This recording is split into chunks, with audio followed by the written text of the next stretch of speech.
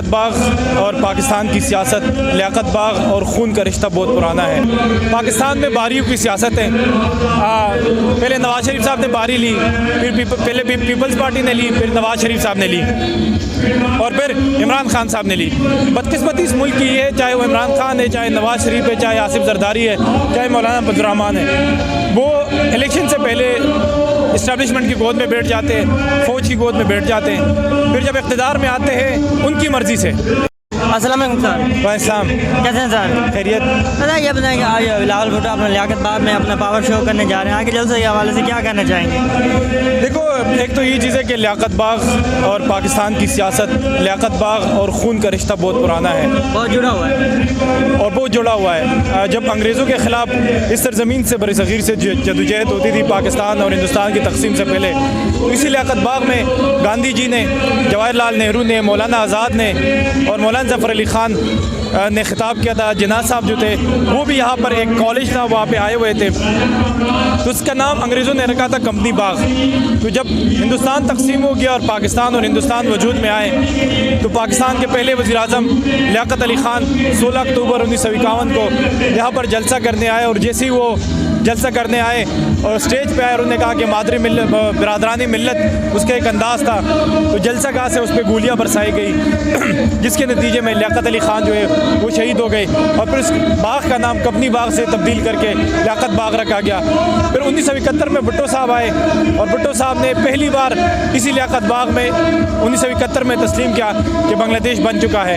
پھر 1973 میں نیشنل عوامی پارٹی کا جلسہ تھا، یہاں پہ کارکنان پر گولیاں برسائی گئی اور 10 لوگ مارے گئے۔ پھر آخری ثانیہ جو ہے وہ سال 2007 میں ہوا، جب پاکستان کی پہلی خاتون وزیر اعظم بینظیر بھٹو صاحبہ کو اس جلسے کرنے کے بعد یہاں پر شہید کیا گیا۔ تو لیاقت باغ کا اور خون کا، لیاقت باغ کا اور سیاست کا رشتہ بہت پرانا ہے۔ پاکستان پیپلز پارٹی کی ایک جذباتی وابستگی ہے۔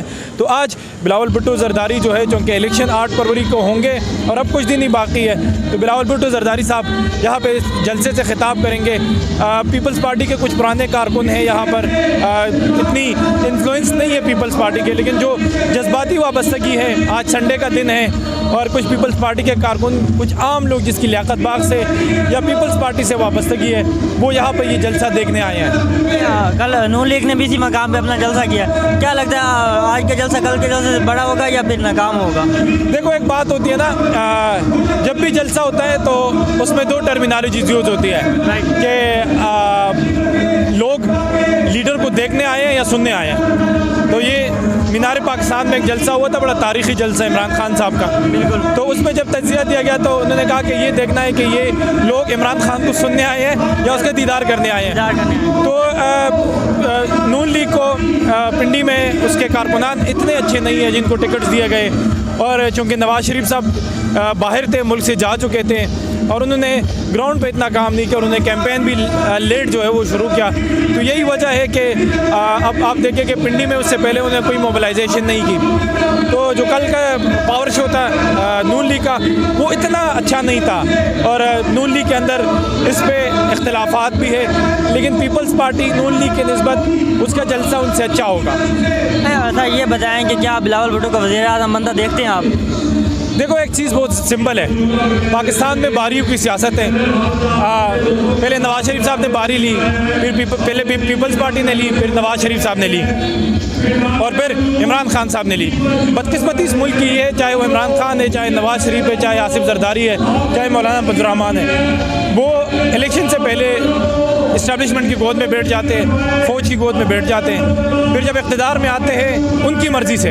عمران خان بھی ان کی مرضی سے آیا، نون لیگ بھی ان کی مرضی سے آئی، پیپلز پارٹی بھی، تو پھر وہ یہ گلہ کرتی ہے کہ اسٹیبلشمنٹ اسے کام کرنے نہیں دیتی۔ کی وجہ یہ ہے کہ جب آپ عوامی طاقت سے اقتدار میں نہیں آؤ گے تو یہ نہیں ہوگا۔ تو 2018 میں عمران خان لاٹ لیتے، فوج کے جو فوج کہتی تھی وہی تھی، فوج اسے آکسیجن پرووائڈ کر رہی تھی۔ اب عمران خان جو ہے اس کا اور فوج کی طلاق ہو چکی آپس میں، تو اب نواز شریف سب سے بڑا لاڈلا ہے، اور نواز شریف کی تاریخ یہ ہے کہ اس کی ہمیشہ فوجی جرنیلوں کے ساتھ نہیں بنی۔ کوئی بھی سیاسی، ابھی جو موجودہ جرنیل ہے عاصم منیر صاحب، اس کو بھی نواز شریف نے لگایا ہے، لیکن ایسا نہیں لگ رہا کہ نون لیگ کی حکومت جو ہے، ایسا لگ رہا ہے کہ ایک ڈیل کے تحت نواز شریف صاحب واپس آئے ہیں، اور اسی ڈیل کے نتیجے میں وہ وزیر اعظم پاکستان بنیں گے اور سیاست کا دائرہ وہی ہوگا جو 2016 اور 17 میں تھا. کل عمران خان دوبارہ لاڈلا بنے گا کیونکہ پاکستان کی سیاسی پارٹیاں جو ہے, چاہے وہ عمران خان ہے, نواز شریف ہے, مولانا ہے یا زرداری ہے, وہ ان کا سٹرکچر بہت کمزور ہے اور وہ اپنے خاندان کے لوگوں کو, اپنے رشتہ داروں کو اکوموڈیٹ کرتی ہے. ان کے اندر جمہوریت نہیں ہے, ان کے اندر ڈیموکریسی نہیں ہے, ان کے اندر انٹر پارٹی الیکشن جو ہے وہ بھی ایک سو کارڈ ہوتے سب سیاسی جماعتوں کے اندر. تو یہ وہ نتیجہ ہے کہ وہ کرپٹ ہیں پاکستان کی سیاسی جماعتیں اور پھر وہ اسٹیبلشمنٹ سے ڈرتی ہے. تو اب جو لگ رہا ہے کہ آپ نے دیکھا کہ آرمی چیف صاحب نے اس دن ایک طلباء سے خطاب کیا اور انہوں نے کہا کہ ہم انڈیا کے ساتھ تعلقات نہیں چاہیں گے. اور نواز شریف کی آئیڈیالوجی ہے ماضی میں کہ واجپئی صاحب کو 99 میں لے آئے, پھر مودی کو لے آئے, تو اس سے فوج سے اس کے تعلقات خراب ہو گئے. تو ایسا لگتا ہے کہ نواز شریف جس کو 3 بار فوج نے اقتدار سے کان سے پکڑ کر اقتدار سے باہر کیا, آج دوبارہ بیوقوف بن کر اس کا ہاتھ پکڑ رہے. کل عمران خان ہاتھ پکڑے گا, پھر پیپلز پارٹی. لیکن پاکستان کے عوام کی تاریخ نہیں بدلے گی یا کہ عوام کی حالت اظہار نہیں بدلے گی. یہی کمپنی چلے گی اور یہی کمپنی چلتی رہے گی. موجودہ سیاسی صورت حال چل رہی ہے, کیا لگتا ہے کہ الیکشن ہوں گے یا پھر سلیکشن ہوگی؟ دیکھو مجھے تو نہیں لگتا کہ الیکشن ہوں گے. الیکشن کبھی نہیں ہوئے. 2013 میں بھی پاکستان میں ایک ہی الیکشن ہوا تھا 1970 میں, اور شیخ مجیب نے جیتا تھا. شفاف الیکشن وہی تھے جس کے نتیجے میں پاکستان 2 لخت ہوا, کیونکہ بھٹو صاحب اور اسٹیبلشمنٹ شیخ مجیب کو اقتدار نہیں دینا چاہتے تھے.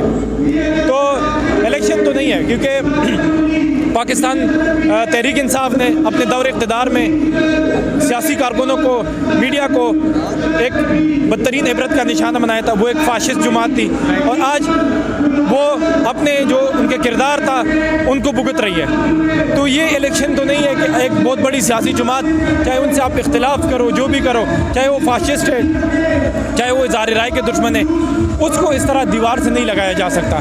تو اسٹیبلشمنٹ بھی چاہتی ہے کہ عوام کی طاقت سے لیڈر نہ آئے, چاہے نواز شریف ہے, چاہے عمران خان ہے, چاہے زرداری ہے, کیونکہ عوام کی طاقت سے آنے والے لیڈر مضبوط ہوتے ہیں, اس کے ساتھ عوام ہوتی ہے. تو یہ الیکشن نہیں ہو سکتے کسی صورت. یہ جب 2005 میں بے نظیر اور نواز شریف کے درمیان میثاق جمہوریت کا معاہدہ ہوا تو یہ مانا گیا کہ اگر 3 حکومتیں اپنا ٹرم پورا کرے گی تو پاکستان کی ایجنسیز اور پاکستان کے اسٹیبلشمنٹ سیاست سے باہر ہو جائے گا. تو جب 2 ٹرمز پوری اسٹیبلشمنٹ کو پوری ہوتی نظر آ رہی تھی تو انہوں نے عمران خان کو لانچ کیا, جس کے نتیجے میں جمہوریت کو ڈیریل کیا گیا, سیاسی جماعتوں کو ڈیریل کیا گیا, اور جو سفر تھا جمہوریت کی طرف وہ ڈسٹرب ہو گیا. جس کے نتیجے میں آپ دیکھیں کہ اب پاکستان میں کون کہتا ہے کہ میں تو کاکڑ صاحب کو PR مینیجر کہتا ہوں, پبلک ریلیشن مینیجر. وہ یہی لوگ ان کو پسند ہے اور یہی لوگ جو ہے وہ جینین مسائل حل نہیں کرتے. دہشت گردی سر پہ ہے بلوچستان میں, جو وہاں کے بچوں کو, ان کے رشتہ داروں کو لاپتہ کیا جاتا ہے, ان پہ انڈین ایجنٹس کے نعرے لگائے جاتے ہیں. گلگت بلتستان کے اندر احتجاج ہو رہے. تو یہ تو مسائل حل نہیں ہوئے. آپ کسی پہ لیبل نہیں لگا سکتے کہ انڈیا کا ایجنٹ ہے, وہ گلہ اپنے ملک سے ہی کرتا ہے. تو 2018 کی طرح جس طرح RTS بیٹھ گیا اور عمران خان کو لاڈلا بنا دیا گیا, 2024 میں نواز شریف فوج کا لاڈلا ہوگا.